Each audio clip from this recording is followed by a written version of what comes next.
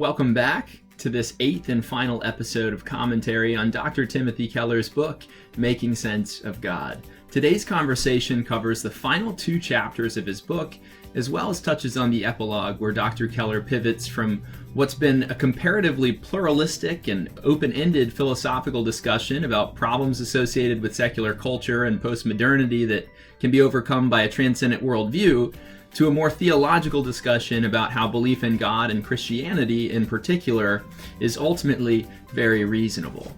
To begin this discussion, Dr. Keller reminds us in his 11th chapter where we've been so far. In particular, we've discovered that the old dichotomy between religion being faith-based and secular culture's view of the world being reason-based is false. In fact, we see elements of faith and reason in both worldviews. It's for this reason that Dr. Keller argues neither religion nor secularity can be demonstrably proven. They are systems of believing and thinking that need to be compared and contrasted to one another in order to determine which makes the most sense of our social experiences and which best addresses the problems we face in living together. Ultimately, Dr. Keller has taken us on a journey to discover which view of the world is the most logically consistent at an emotional, cultural, and rational level. Keller reminds us that we've examined the logical consistency of Christianity and Western secular culture on the basis of their competing narratives about meaning, satisfaction, freedom, identity, hope, and justice. If you're joining this series of commentary late, you can go back to the earlier episodes to learn more about Keller's position on all 6 of these important topics. At each turn, we've seen how Dr. Keller believes the Christian view of the world is more consistent. This leads him now in the 11th chapter to shore up further evidence for the reasonability of belief in God, which is obviously going to be a foundational belief for the Christian position. We shall discuss this first in a way that makes sense of the God that we find in the Abrahamic traditions, and then we shall look more closely at why Dr. Keller finds the Christian view to be the most sound of these 3 traditions, which is the topic of his final chapter in his epilogue.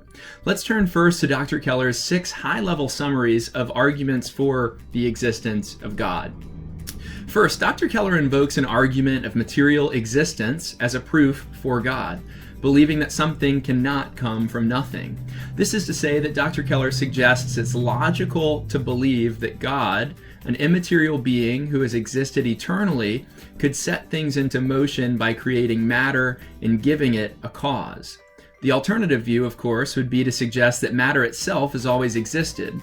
But seeing as there's not any empirical reason to believe that matter itself has eternally existed, the argument that an immaterial being with infinite power and ability to create the material world surely does require faith while also appearing to be logically sound. Second, Dr. Keller invokes an argument that Dr. William Lane Craig has popularized in recent years, which is known as the fine-tuning of the universe proof for God. The speed of light, the gravitational constant, the strengths of the strong and weak nuclear forces, Keller says, must all have almost exactly the values that they do have in order for organic life to exist. Think about this. If we were just a couple of miles closer or farther away from the sun, then all life on our planet would either burn up or freeze to death. When we consider the mathematical and scientific formulas required for our universe to come into being and for life to inhabit it, it would seem that there is a logical reason to believe that a being with omniscience created this world with a degree of precision that exceeds our human rational capacities. Third, Dr. Keller makes an argument for the existence of God that's based on what C.S. Lewis has famously referred to as the moral code, which appears to be inscribed upon our hearts, albeit distinctions can be found based on the way that every culture intuits this moral code.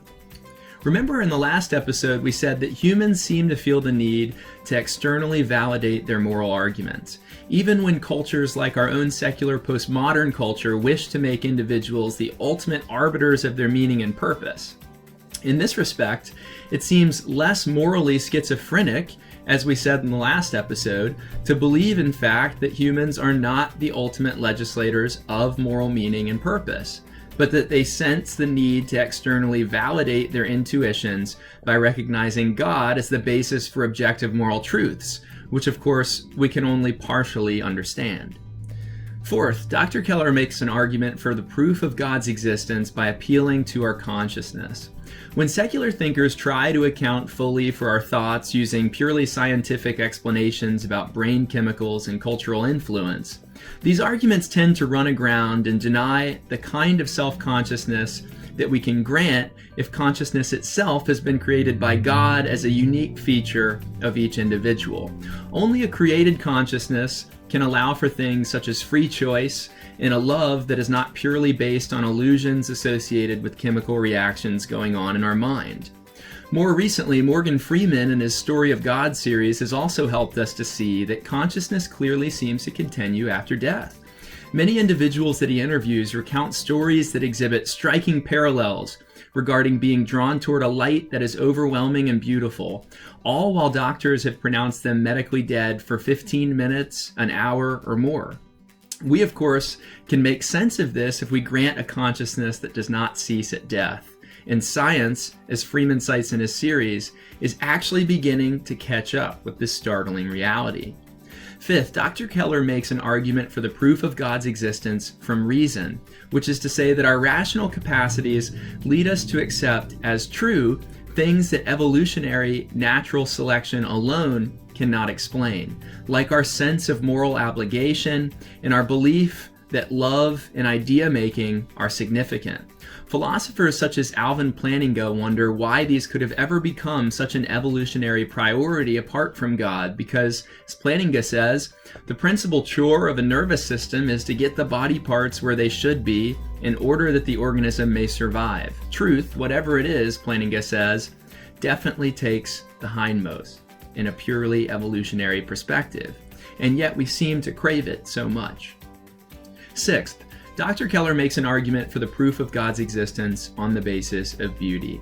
The very idea that we have this indelible sense that beauty is real, Keller thinks, that it reflects the universe as it ought to be but in large part is not yet, he argues, creates a paradox of beauty that can only be resolved if we actually posit there is an ultimate form of beauty that finds its foundation in God himself.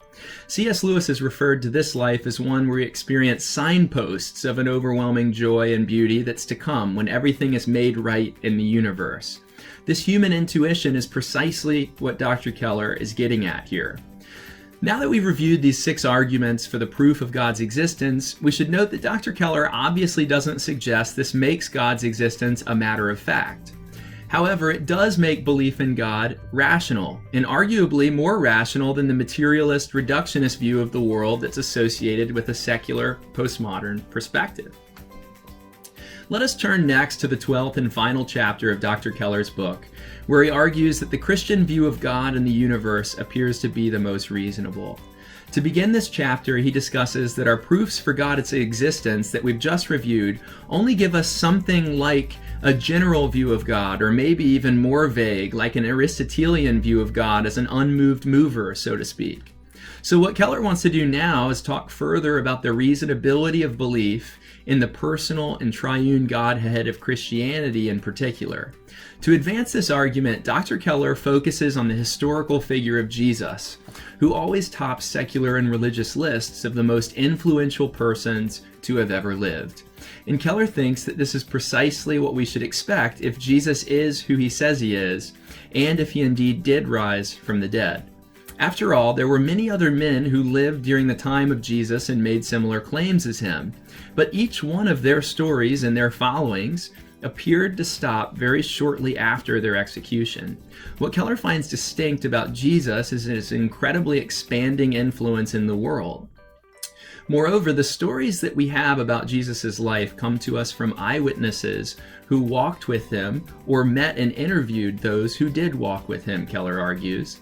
This makes these stories written too early to simply just dismiss as legend-encrusted folklore, he argues. What's so interesting about these stories is the extent to which names recorded by eyewitnesses have been anthropologically verified. For example, Roman historians did not possess much assurance of their belief in Pontius Pilate, who the New Testament recounts has ordered the crucifixion of Jesus. That was until they found a dedicatory inscription on a front row seat at a theater overlooking Herod the Great's palace at Caesarea by the sea. Other such examples of anthropologically verified facts abound throughout the New Testament that are later recounted by similar historians. We should also note that the documents themselves that were recorded by eyewitnesses appear to be mostly unaltered according to these historians from their original form, despite the fact that thousands of copies of each individual letter have been found. Keller also finds the character of Jesus to be another rationally sound reason to believe that he is who he says he is. Why would anyone make up a story about a man who is lacking in physical appearance, who spent time with tax collectors and prostitutes, and who demonstrated a tenderness that would be considered a sign of weakness to a first-century Roman audience? All of these features of Jesus' physical appearance and character create what Dr. Keller believes is a counterintuitive combination that couldn't possibly make sense of his influence without some kind of divine involvement in the spreading of the gospel message. Jesus was an antithetical character to the religiously respectable of his day, Keller argues. He defied the very things that people in his culture esteemed. Moreover, Dr. Keller notes that when we consider other moral exemplars of religious movements, no single one of them seems to exhibit the perfection of practical wisdom and human freedom that Jesus does. With Jesus, there's never a false step or a wrong note, Keller says. We see in him perfect flexibility and consummate wisdom in his relationships, and his very actions actually created for us in the West an entirely new idea of what it means to be virtuous in a unique leadership paradigm of the humble servant, which religious and secular people alike have grown to so greatly admire in our culture today. Finally, when we consider the claims that Jesus made, Dr. Keller believes that this is further reason to believe Jesus is who he says he is. It's startling and strange to consider the magnitude of Jesus' claims beside the humility, compassion, and tenderness of his character, Keller says. He further states that what's surprising is not only his claims were so self-centered, which is precisely what we should expect if God broke into the world to tell us of himself, but also that his character and his actions were so completely unself-centered. We never see him pompous or offended or standing on his own dignity. He's approachable to the weakest and the most broken. He's never moody or irascible, Keller argues.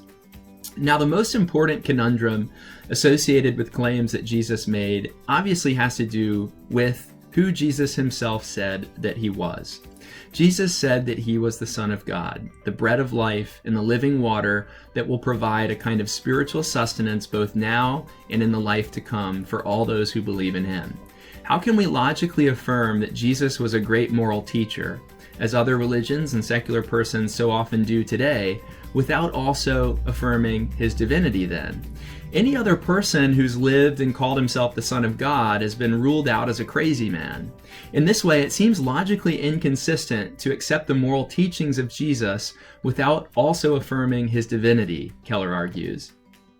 What also lends credence to the verification of Jesus' claim to be the Son of God is the fact that while it's extraordinarily difficult to claim to be perfect and divine, and then to get the people who actually live with you to believe it, Dr. Keller reminds us that Jesus in fact did this. Even his very own brother, James, became a late adopter of his teachings after witnessing his resurrection. To conclude now, let us consider a final point, which Keller just very briefly touches on, but I'd like to expound upon. One could argue that perhaps the strongest case for the rational legitimacy of Christianity is its compatibility with many of the greatest truths from the most well-known pagan philosophies of Western history. Christianity has repeatedly accommodated truths contained within what were once perceived to be rival philosophies, such as Augustine's engagement with Platonism and Aquinas' Aristotelianism that surpassed even Aristotle's in terms of its systematic grandeur. I believe that all Christians would benefit from observing this trend within the history of our tradition. That being said, philosophically curious Christians have a robust list of scholars to draw on, all of whom can further unify their pursuit of faith and philosophy. Allow me to provide just one contemporary example of the way in which Christian faith can incorporate some of the greatest truths of the latest philosophical movement, which Keller talks quite a lot about, postmodernism, while also, and importantly, attending to its weaknesses that we've noted throughout these episodes. We've talked about many features of postmodernism over the course of these 8 episodes, but at the very least, one should remember that postmodernists exhibit a suspicion of any kind of universalist notion of truth and human reason that important Enlightenment philosophers attempted to arrive at through empiricism. What Christians can make of this movement is that both many religious and secular philosophers alike now seem to think that the kind of knowledge that we have tried to arrive at through a strict belief in only what can be empirically proven, largely through sense experience, does not do justice to the greatest realities of the universe, many of which transcend our human rational capacity. Postmodernism refutes the attempt of early modernists and Enlightenment thinkers such as Locke and Hume to assert hard facts as the only ultimate truth and cream off everything else into the subjective sphere. Thus, postmodernism opens up again the possibility of considering additional paths that might lead to true knowledge, and which were once taken much more seriously by Christian philosophers, such as Augustine and Aquinas, before the Enlightenment. Now let's apply this postmodern suspicion of empiricism to contemporary Christianity. Specifically, how might this rather new postmodern suspicion of ultimate reality having to reveal itself empirically invite Christians to pose again the resurrection of Jesus as a legitimate question?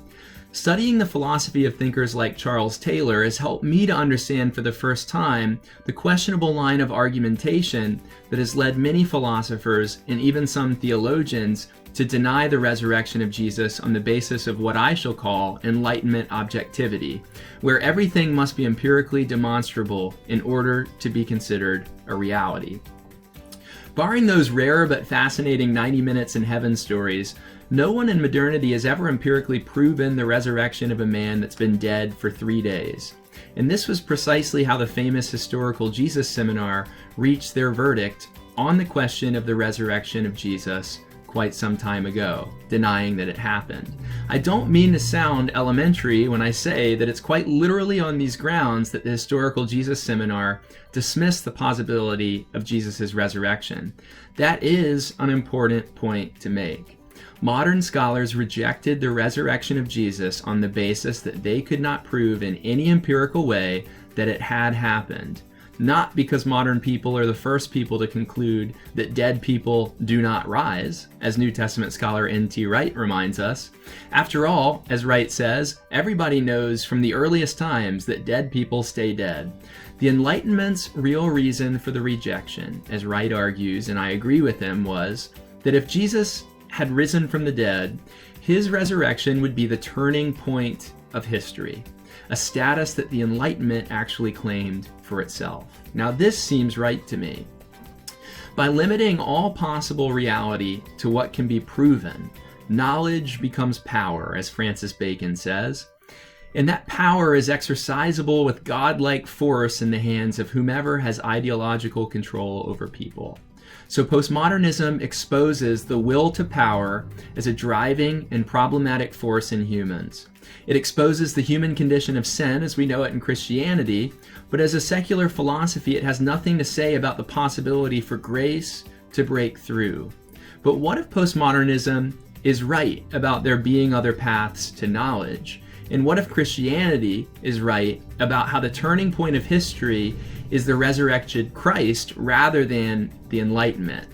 How might a belief in an experience of knowledge received by grace and through the love of Christ shatter the postmodern idol of power and exchange it for a picture of sacrificial love that might restore our misguided world? This is a question that faith in Christ, informed by philosophy, can answer. Indeed, what we've learned over the course of this journey to make sense of God is that belief in God is reasonable.